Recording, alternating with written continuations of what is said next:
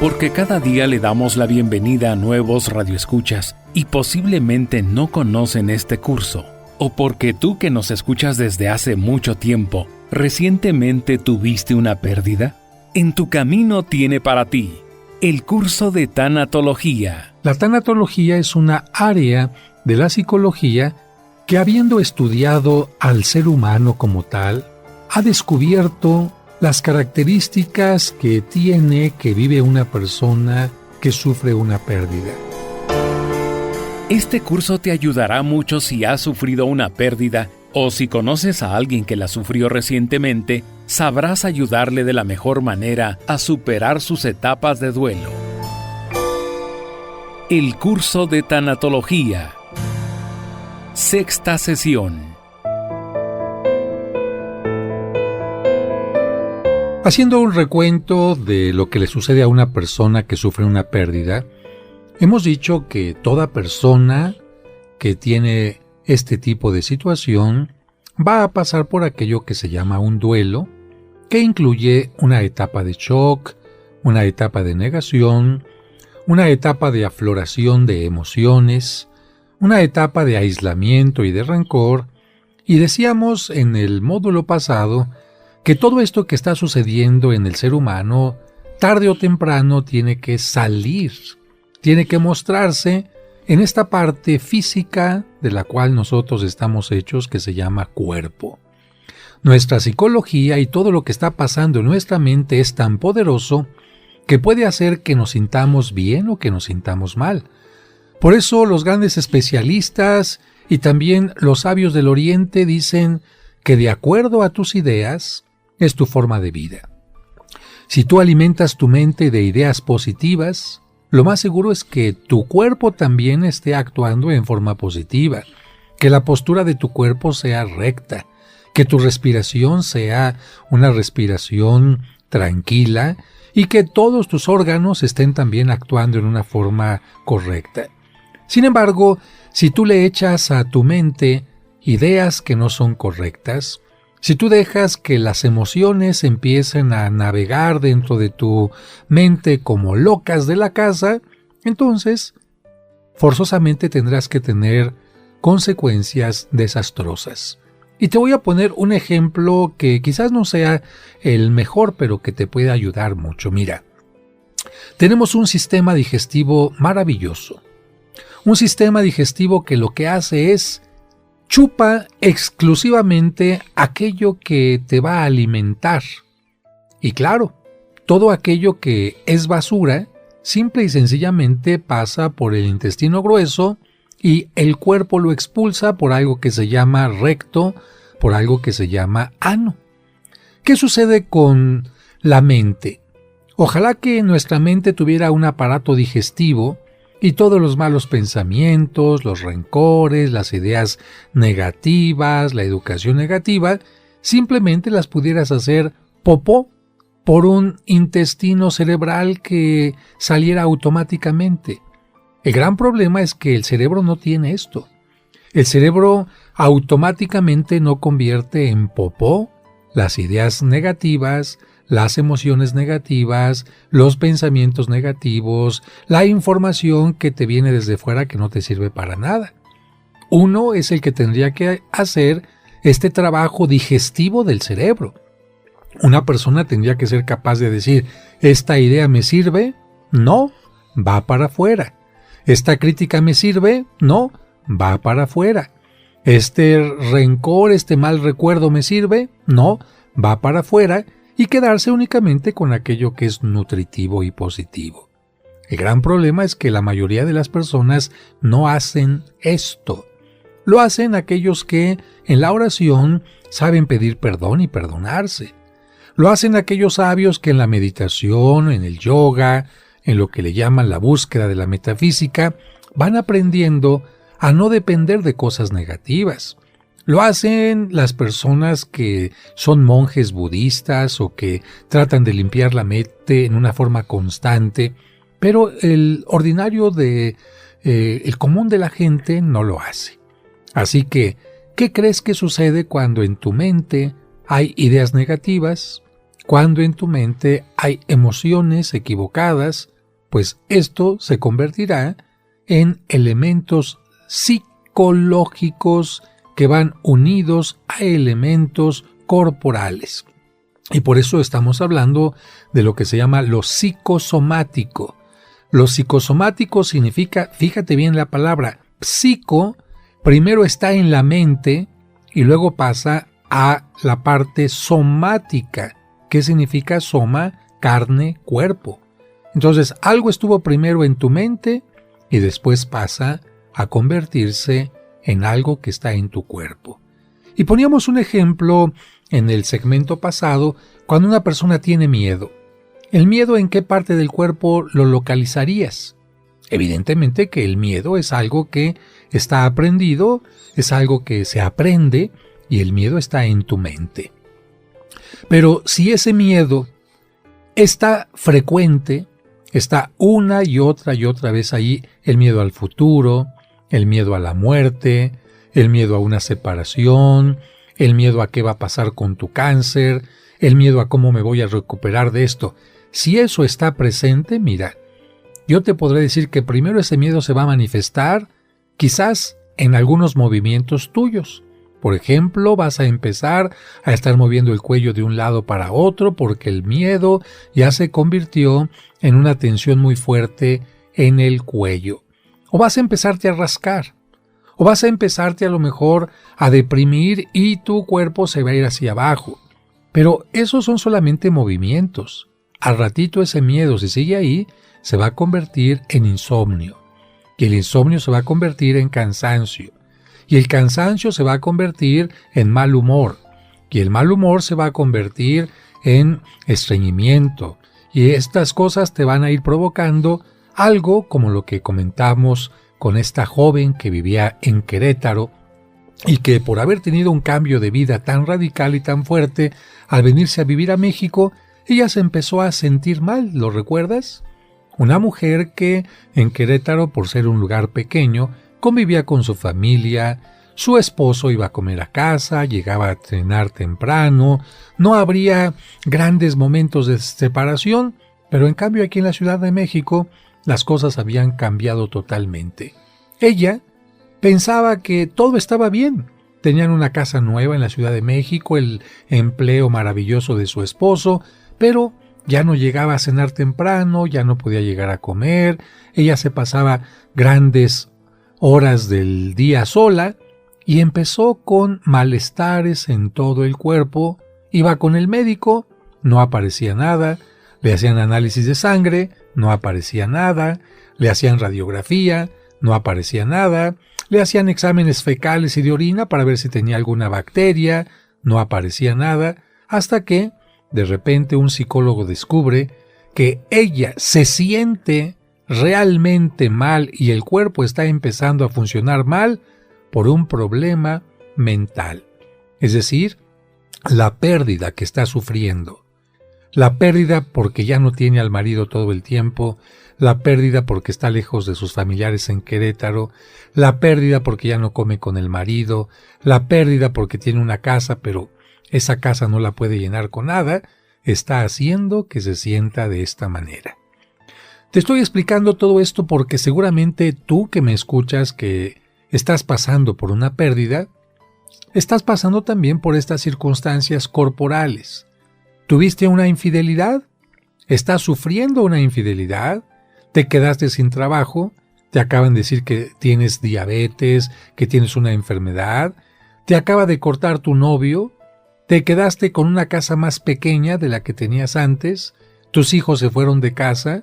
Cualquier pérdida que hayas tenido se va a convertir, aunque tú no te hayas dado cuenta, en algunos síntomas. Yo que te invitaría a que hicieras en este momento, trata de ubicarlos. Trata de decir, a ver, ¿dónde están estos síntomas? ¿Me duele la cabeza? ¿Me duele la espalda? ¿Me duelen las piernas? ¿Me ha dado diarrea? ¿Estoy estreñido? ¿Se me nubla un poco la vista? ¿Empiezo a tener como zumbidos en los oídos? ¿Se me acalambran las extremidades? Pon atención. Estas cosas que no te habían pasado antes y que están apareciendo como síntomas nuevos, te van a acompañar cada vez que tengas una pérdida. Es normal que si a un niño le dolía la cabeza cuando se murió su mascota, cuando sea adulto y lo corte la novia, le va a doler la cabeza. Y cuando no entre a una escuela de posgrado porque no le dieron lugar, le va a doler la cabeza. Y cuando pierda a un ser querido por la muerte, le va a doler la cabeza. Es común que a un niño que cuando tuvo una pérdida se le acalambraban las piernas, estos mismos síntomas le aparezcan cada vez que tenga una pérdida. Entonces, tú trata de analizar en qué parte de tu cuerpo se está presentando en forma psicosomática el problema. ¿Para qué te va a ayudar? Para que no te espantes cuando esto te vuelva a suceder. Por ejemplo, yo le preguntaría a David, acabas de sufrir una pérdida, se murió tu tío. ¿Puedes ubicar en qué parte del cuerpo te afectó este pensamiento? Sin duda que sí, padre. La principal afectación fue en los riñones y eso provocaba muchos mareos. Entonces, riñones y esto ligado a la mente también, muchos mareos.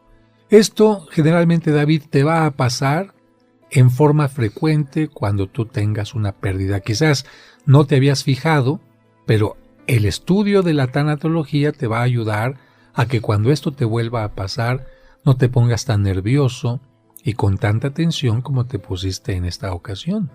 Vamos a continuar hablando en el siguiente segmento. El curso de tanatología.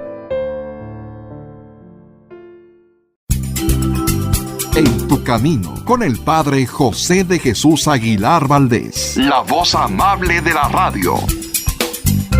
Bendito sea Señor.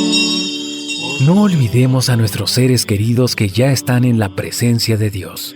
La mejor forma de agradecer todo el bien que nos hicieron en vida es orar por ellos y ofrecer la Santa Misa por su eterno descanso. En el nombre del Padre, y del Hijo, y del Espíritu Santo. Amén. Anota a tus difuntos en las misas gregorianas de la parroquia de San Cosme y San Damián, donde se ofrecerá por ellos diariamente la Santa Misa durante todo un mes. Las misas gregorianas del mes de abril se aplicarán por el eterno descanso y el perdón de los pecados de las siguientes personas: Luis Donaldo González Flores, Luis Enrique Rojas Mendoza. Pide informes cómo anotar a tus difuntos haciendo una llamada o escribiendo a través de WhatsApp a los teléfonos 55 55 66 77 44 o al 55 57 05 59 39. Nos ponemos de pie para iniciar la Santa Misa. Y codo a codo junto a ti, remé en mi barca,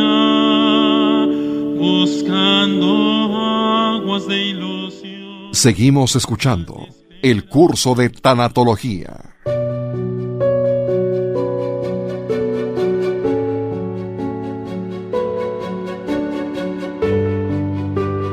Gracias a David, estamos comprendiendo que aquello que parece no afectarnos a una simple vista puede afectarnos de una manera muy fuerte. David nunca había tenido los dolores en los riñones que tuvo. David no había tenido la angustia que en este momento tuvo. Y esto es importante porque de la angustia quiero decirte que se van a reflejar muchos problemas.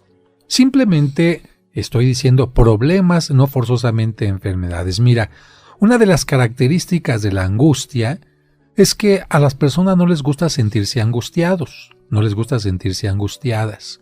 Y buscan distintas maneras de quitar la angustia. Es una presión interna muy fuerte, una presión que está como desde dentro hacia afuera, no de afuera hacia adentro. ¿De qué manera las personas buscan remediar la angustia? Una, buscando una relajación a través de elementos como pastillas, calmantes, alcohol. Y esto evidentemente se puede convertir en un problema porque si las personas no son capaces de controlar esta angustia, se pueden hacer dependientes del alcohol, dependientes de una pastilla o dependientes de muchas otras cosas más. Es mejor buscar algo en la mente que te vaya ayudando a controlarte que buscar elementos externos como el alcohol o cualquier tipo de drogas. Hay otro elemento que las personas no siempre asocian a la angustia y es la masturbación. Quizás tú de repente ves que estás enfermo, que estás a lo mejor en una etapa de ancianidad, incluso que te han detectado alguna enfermedad importante y ha resultado algo curioso en ti. Has empezado a masturbarte con mayor frecuencia. Y tú dices, no entiendo por qué ante la pérdida de un ser querido, ante la pérdida del trabajo, me está pasando esto. Bueno, la angustia, repito, a nadie le gusta tenerla y todo mundo trata de tener algo que le ayude a sentirse bien. Y como la masturbación produce un placer rápido, pronto, pero también muy fugaz, las personas suelen caer en ella. De hecho, muchos de los jóvenes que se masturban constantemente, lo que tienen no es un problema de hipersensualidad, sino lo que sucede en la mayoría de ellos es que están llenos de angustia. ¿Qué tenemos que hacer cuando hay cambios importantes en nuestra vida? Detenernos y reflexionar sobre el verdadero significado de la vida y de aquello que consideramos más importantes. Por ejemplo, esta mujer Daniela que vivía en Querétaro, ¿qué tuvo que hacer? Detenerse y reflexionar sobre cuál es el verdadero significado de la vida. Si para ella el verdadero significado de la vida está con su pareja, vivir esta relación matrimonial, bueno, pues tendría que hacer el esfuerzo para que no le afecte tanto esto que está viviendo. Asimilar esta pérdida y evidentemente quedarse con los aspectos positivos que de ella pueda aprender. El caso, pues, anterior de la somatización nos permite comprender que un cambio de vida, cualquiera que sea, conlleva grandes pérdidas a las que no siempre damos la importancia necesaria. Cuando se da el caso, los síntomas físicos pueden reflejar las molestias internas. En casos como el de Daniela, las pérdidas pueden hacer aflorar otros problemas internos. Por ejemplo, sufre más al alejarse del hogar quien no aprendió a valerse por sí mismo o quien tiene dificultades para entablar nuevas relaciones, que fue el caso de Daniela. Ella estaba muy a gusto en Querétaro con su familia en una especie de huevito. Y ahora que tuvo que salir a una nueva ciudad, que tuvo que buscar la manera de llenar su tiempo, se dio cuenta que no sabía entablar relaciones.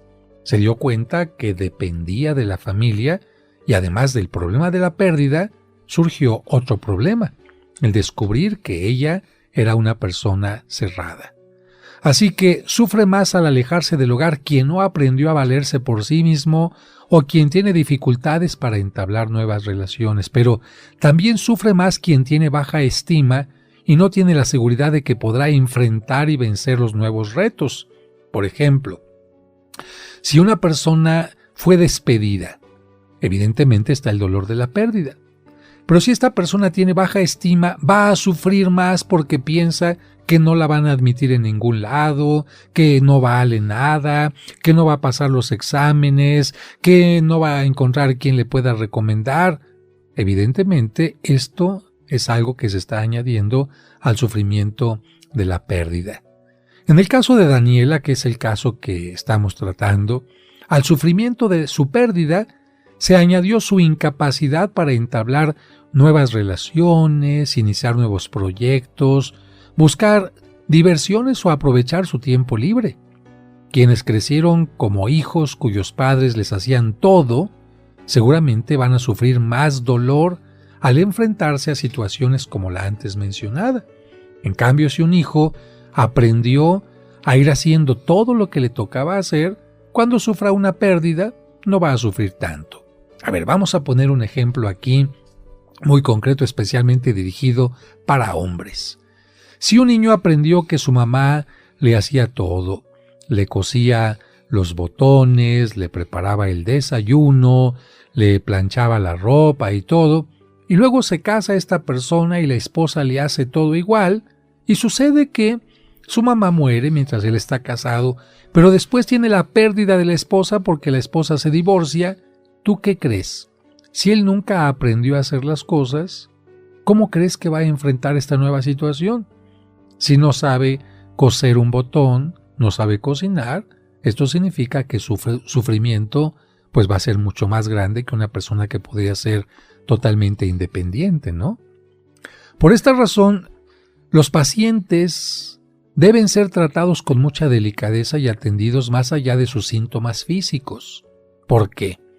Porque a veces los pacientes que van con el médico en realidad no están buscando sino que alguien los escuche, que alguien les oriente, y en muchas ocasiones los médicos son capaces de descubrir que aquella señora que constantemente está yendo con él a pedirle unas pastillas para el dolor de cabeza, que aquella persona que siente que le falta el aire o algo así, tiene un problema de una pérdida.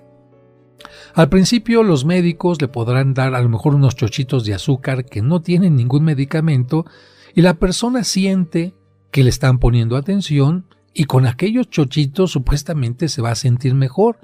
Y no es ni el azúcar ni el frasquito, lo que pasa es que la persona piensa que le están poniendo atención.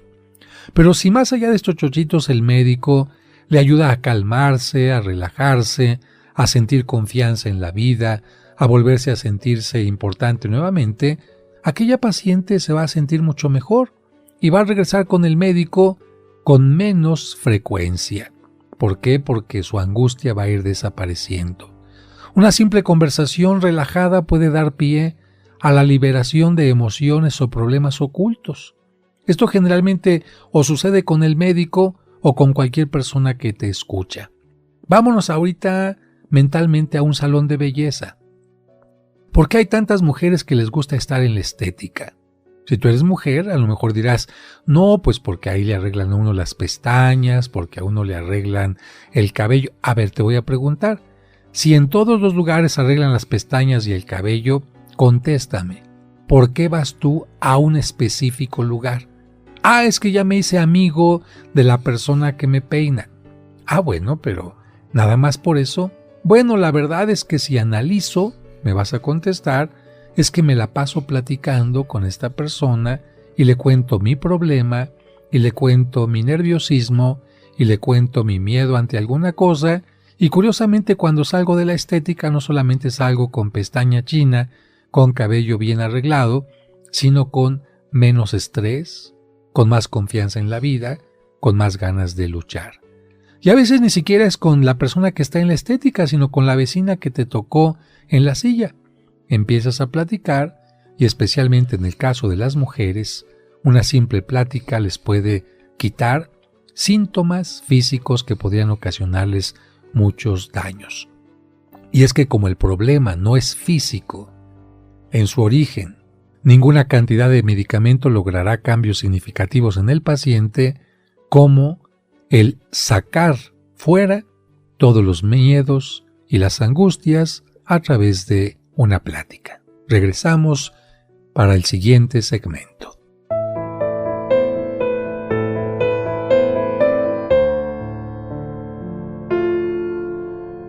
Hacemos una pausa y al regreso seguimos escuchando el curso de tanatología.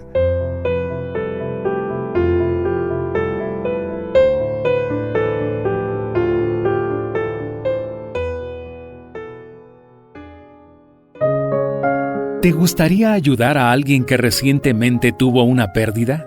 Puedes obsequiarle el libro El Camino del Amor, escrito por el Padre José, que contiene este curso de tanatología, además de los cursos de autoestima y valores. Si tú estás sufriendo por algo, es porque en un momento determinado, aquello que tuviste, aquella persona que estuvo junto a ti, fue una gran bendición.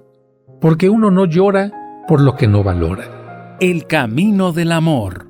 Pide informe sobre su costo, envíos o versión digital con una llamada o un mensaje vía WhatsApp a los teléfonos 55 55 66 7744 o al 55 5705 5939.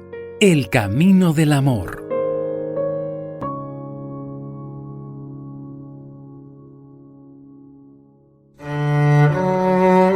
El Jueves Santo, a altas horas de la noche y después de celebrar la última cena con sus discípulos, Jesús se dirigió con ellos al huerto de Getsemaní. Recuerda que todos los viernes de Cuaresma te esperamos para unirnos en la oración del Vía Crucis.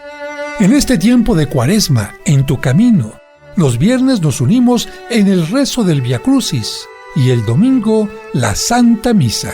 Tiempo de Cuaresma en tu camino.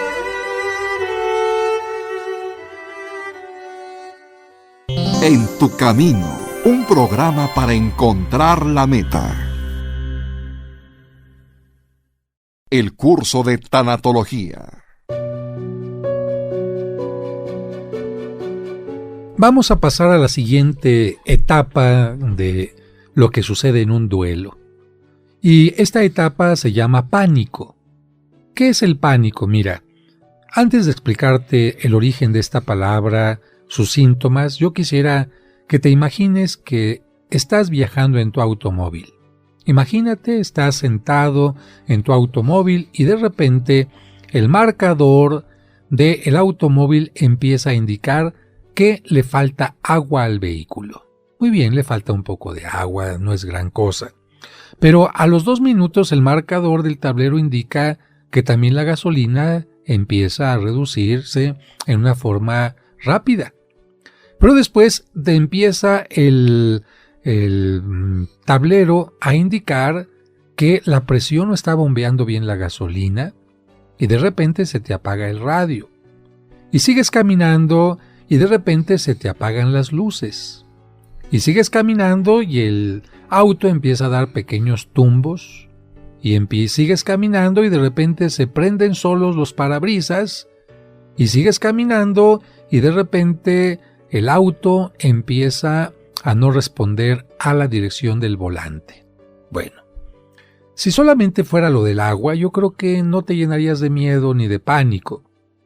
Si solamente fuera lo de la gasolina, no te llenarías de pánico. Pero si a un problema que comienza pequeñitito, le vas añadiendo otro problema pequeñito, y otro problema pequeñito, y otro problema pequeñito, resulta que el conjunto de problemas pequeñitos es lo que te puede ocasionar pánico. ¿Por qué? Porque tu coche sientes que ya no tienes el control sobre él. Bueno, vamos ahora entonces a entender por qué viene la situación de pánico. Imagínate, primero sufriste la pérdida de una persona que hace que tu vida cambie radicalmente. Punto 1. Punto 2. Empezaste como a negar lo que estaba pasando y te sientes como que vives en un sueño. Ya son 2 cosas que están ligadas. Punto 3. Empieza a surgir la emoción, pero emociones completamente contradictorias y opuestas como alegría, coraje porque se murió la persona, tristeza, impotencia, aflicción. Ya empieza el asunto a hacerse más pesado. Después empiezan a darte ganas de aislarte de los demás y empiezas a sentir rencor hacia tus seres queridos. Ya se va haciendo más complicado el asunto. Y después de esto empiezas a entrar en una depresión y te sientes sin ganas de vivir. Uy, más delicado el asunto. Y después de esto empiezan a aparecerte síntomas en el cuerpo que nunca habías tenido antes. Ronchas, estreñimientos, diarreas, insomnios, dolores de cuello, problemas para la digestión, problemas para dormir, incluso puedes tener problemas para tener una relación sexual. Y todo eso no había pasado, y fíjate, todo esto se te está poniendo junto en la charola. ¿Qué es lo que empiezas a pensar tú? ¿Estoy a punto de morirme? ¿Me va a dar un paro cardíaco?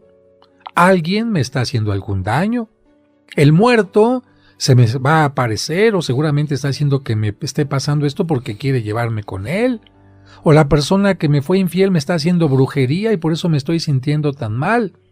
Efectivamente, tú estás dándote cuenta que se están juntando muchas cosas en un solo momento y esto empieza a desequilibrar tu pensamiento y entonces aparece lo que se llama pánico. No tienes control, como este automóvil que yo ponía al final en el ejemplo. Empezaron pequeñas cositas, pero lo más delicado es que la persona tomaba el volante, movía hacia la derecha y el auto no respondía. Imagínate que vas manejando un auto y que el volante no responde. Evidentemente tú dices, ¿a dónde me va a llevar el auto? ¿Dónde voy a terminar? Eso es pánico y lo vamos ahora entonces a tratar de explicar. Primero, la expresión de terror de pánico, que sería la correcta, proviene de una palabra de la cultura griega y se refería a una situación de miedo que sentían los que iban caminando por el camino cuando se encontraban entre una decisión y otra en lo que llamamos una encrucijada. A ver, te voy a preguntar a ti, ¿qué es una encrucijada? Bueno, una encrucijada es donde tú vas por el camino y en lugar de que el camino continúe, van a dividirse varios segmentos con la posibilidad de que tú puedas caminar por cualquiera de ellos. Entonces, mientras tú vas por un camino, dices, no hay problema, este es el único camino. Dijiste, es que voy a Cuernavaca, muy bien, y ahí dice la carretera Cuernavaca. Pero a la mitad de la carretera se divide en 6 y no hay ningún letrero que diga cuál va a Cuernavaca. ¿Qué haces? ¿Tomas el primero de la derecha? ¿El segundo de la derecha? ¿El que está en el centro? ¿Tomas el que va hacia la izquierda? ¿Cuál camino tomas? Si no hay ningún letrero, ¿qué te va a pasar? O te quedas parado y ya no caminas, o bien tomas cualquiera de esos caminos, pero vas a ir con la angustia. ¿Y si me equivoqué? ¿Y si no es por aquí? ¿Y si me encuentro con un precipicio? ¿Y si más adelante no hay gasolina? ¿Y si no hay ya ninguna población? ¿Y si estoy yendo en un sentido contrario? Efectivamente, todas esas angustias y miedos que empiezan a aparecer por la mente de un caminante empiezan a ocasionar pánico. Bueno, ¿y por qué la palabra? Porque los griegos decían que precisamente quien se encontraba en estas encrucijadas para dar miedo a los caminantes era el dios Pan.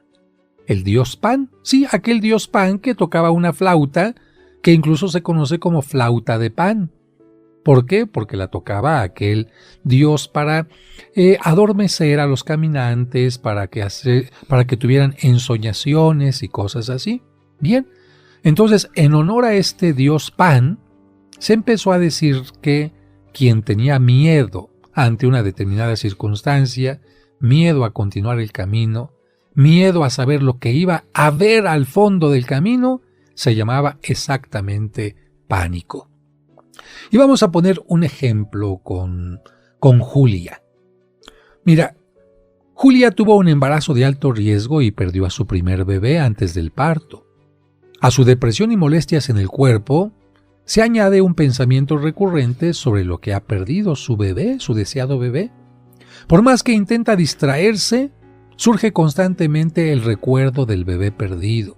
Ahí está la cunita, los pañalitos, todo le ayuda a recordar al bebé perdido. Hasta el más mínimo detalle le hace pensar en él. Ve a una mujer embarazada y piensa en su bebé. Ve a una mujer que está cargando a un niño y piensa en su bebé. Ve a un niño corriendo por la calle y piensa en su bebé.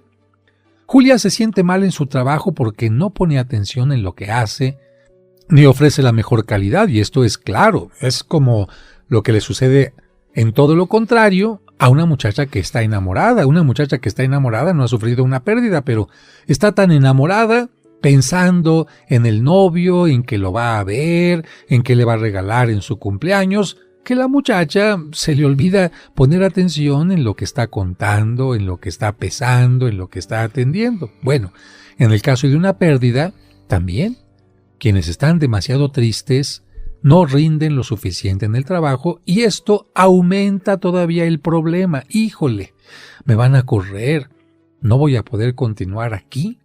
Bueno, quienes conviven con Julia tienen la impresión de que está en otro mundo y no reacciona rápidamente a lo que le dicen.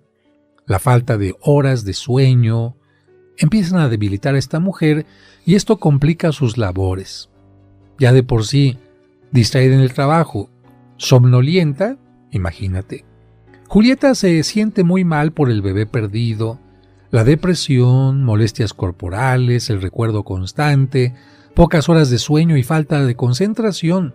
Todo esto le hace sentir que nunca podrá salir de su situación Y todo esto desemboca en una sensación, sí, en una sensación, no la entiende, pero es una sensación en donde ya no tiene el control de su vida, y esto parece superar su deseo de cambiar, su voluntad de cambiar, y esta autoconfianza y seguridad que tenía en ella misma hace que preocupe por su salud mental, piensa que se está volviendo loca y se llena de pánico.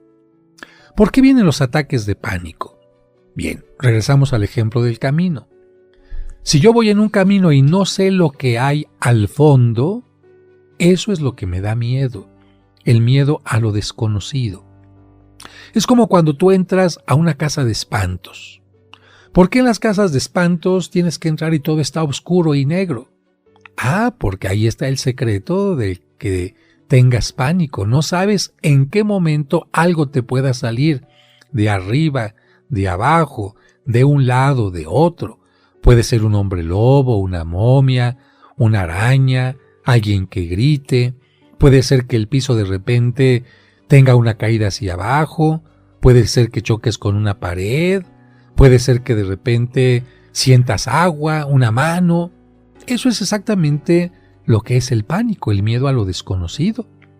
Los ataques de pánico son trastornos de la ansiedad, sensaciones repentinas de terror sin ningún motivo aparente.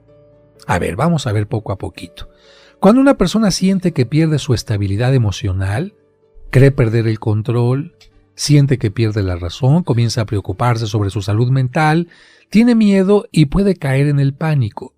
El temor a lo desconocido o a algo incomprensible puede paralizarla. Temor a lo desconocido. ¿Qué va a pasar con esta enfermedad de cáncer que me acaban de detectar? No conozco el futuro. ¿El cáncer me va a pasar a los ganglios? ¿Me van a tener que amputar una mano? ¿Voy a dejar huérfanos a mis hijos? ¿Voy a sufrir todos los años que me quedan? ¿Voy a quedar inconsciente? ¿Cuánto voy a gastar de dinero? Todo esto es totalmente desconocido. Sobre esto hablaremos en el siguiente segmento. Hacemos una pausa y al regreso seguimos escuchando el curso de tanatología. Camino. Como un servicio para ti que por enfermedad o causas ajenas a tu voluntad no te permiten asistir a la misa dominical en tu comunidad, Grupo Fórmula transmite para ti la Santa Misa todos los domingos a las 2 de la tarde por 1470 AM. Seguimos escuchando el curso de tanatología.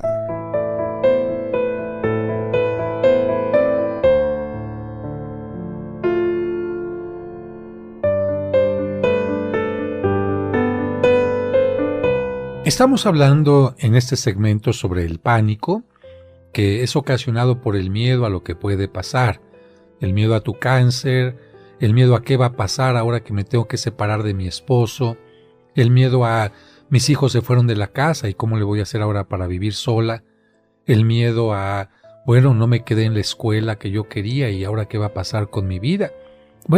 El miedo a perdí el trabajo y ahora cómo voy a sobrevivir. Y todo esto, recuerda, son etapas del duelo que se pueden ir repitiendo constantemente y mezclando una con otra. Aunque nosotros hemos visto en una forma paulatina todas las etapas, no significa que la etapa de negación ya no se vuelva a repetir. No significa que la etapa de aislamiento ya no se vuelva a repetir. Se van a repetir en forma constante, pero hay una ventaja: menos fuertes. Se van a repetir las sensaciones, las emociones, los sentimientos, pero cada vez menos fuertes, como cuando a alguien le duele la cabeza y se acaba de tomar una aspirina, le va a doler la cabeza, pero un poquito menos, y la siguiente vez un poquito menos, o como alguien que empezó a trabajar en una empresa donde tiene que cargar bultos. La primera semana le va a doler tremendamente el músculo, pero la siguiente también, pero ya menos. Y la siguiente también, pero menos, y la siguiente también, pero menos. Así son las etapas en la tanatología, en el duelo. Las vas a ver cómo se repiten, pero te van a pegar cada vez menos fuerte. Ahora, ¿Quieres que te diga yo cuáles son los síntomas del pánico? Bueno, pon mucha atención porque esto te puede suceder a ti. El pánico va a tener opresión o dolor en el pecho. Sientes como si de repente te fuera a dar un paro cardíaco o taquicardias, respiración forzada como si no pudieras respirar, una respiración arrítmica que es semejante a la taquicardia en el corazón, pero la respiración arrítmica tiene que ver con la respiración. A ver, taquicardia es cuando parece que tu corazón perdió el ritmo. Entonces en lugar de que esté pam, pam, pam, va a estar como pam, pam, pam, pam, o pum, pum, pum, y de repente como que te cambia de ritmo. Eso es una taquicardia.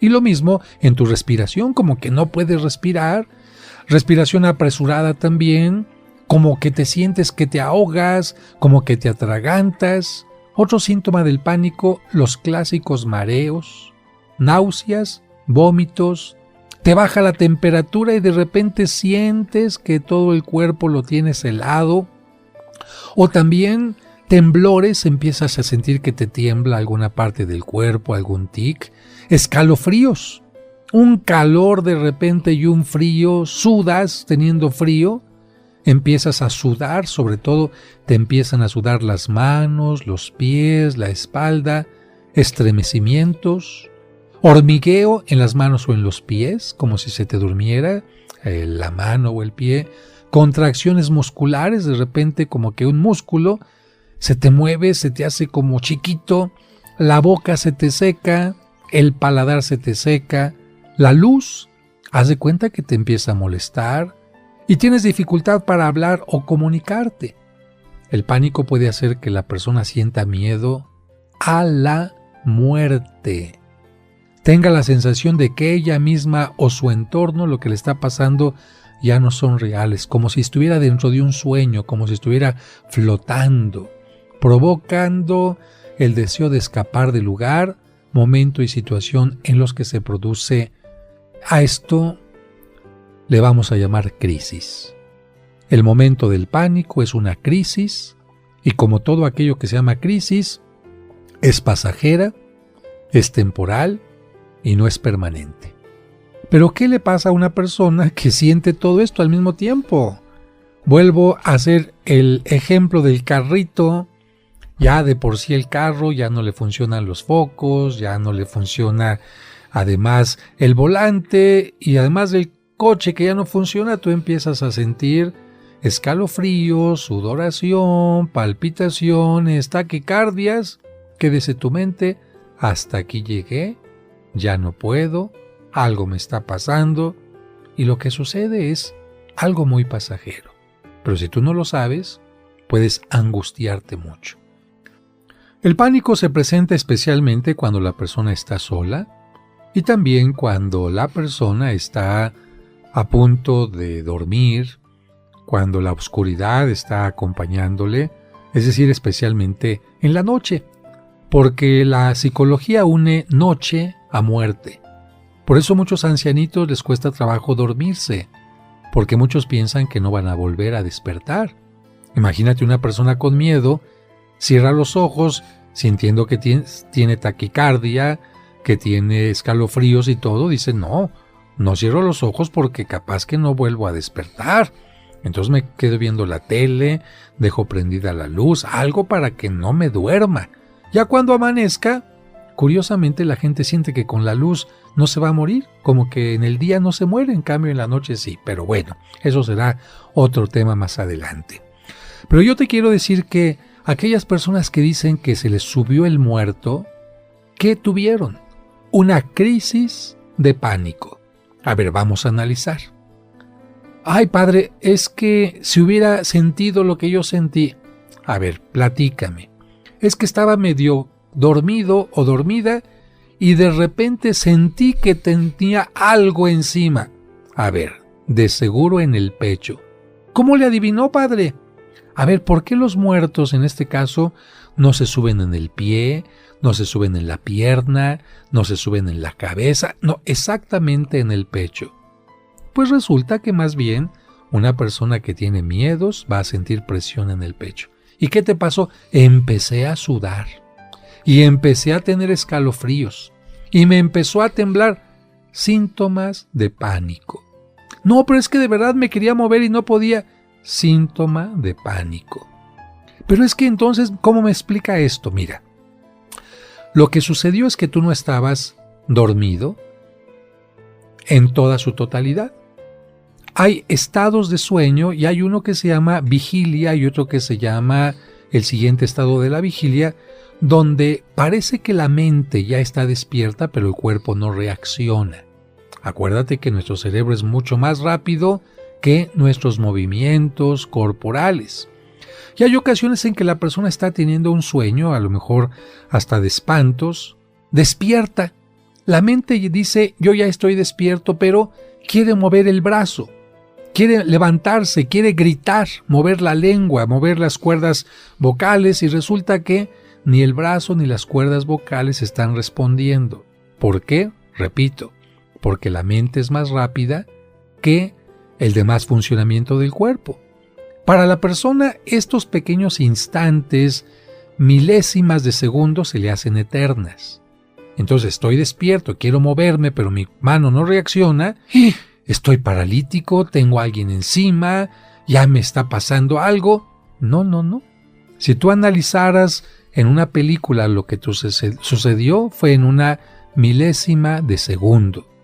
Y claro está, si en tu mente existe la creencia de que los muertos vienen, se te ponen encima y no te dejan respirar y cosas así, pues tú te creerás que el muerto se te apareció. Y si tu pérdida fue por la muerte de un ser querido, pues vas a ligar la muerte de ese ser querido a lo que te estás pasando y vas a decir, mi abuelito vino y se me subió, tal persona vino y se me subió, y entonces estás confundiendo algo que se llama pánico con una información equivocada que estás metiendo en la mente. El pánico lo sufren todas las personas muy rápidamente, muy temporalmente. Hay personas que una o dos veces solamente en el tiempo de la pérdida, otras que son más dependientes, porque esto tiene que ver también con la baja estima, con la confianza, con las creencias. Si alguien cree en muertos, en aparecidos, en el demonio o cosas así, pues seguramente estará más, digamos, dispuesto a sufrir este tipo de situaciones. Quien sabe que el ser humano puede tener esto, pero es pasajero, quien sabe que el demonio ni los muertos pueden hacer este tipo de cosas, seguramente hará que el pánico, pues, desaparezca tan sencillamente. Por ahora, en esta pérdida que tú tienes, estás en una encrucijada. ¿Hacia dónde va tu vida? No lo sabes. ¿Cómo vas a terminar este divorcio? ¿Qué va a pasar con esta situación de enfermedad que tienes? No lo sabes. Yo lo que te diría es que el hecho de no saber lo que viene después no significa que sea algo trágico. Hay que tener esperanza.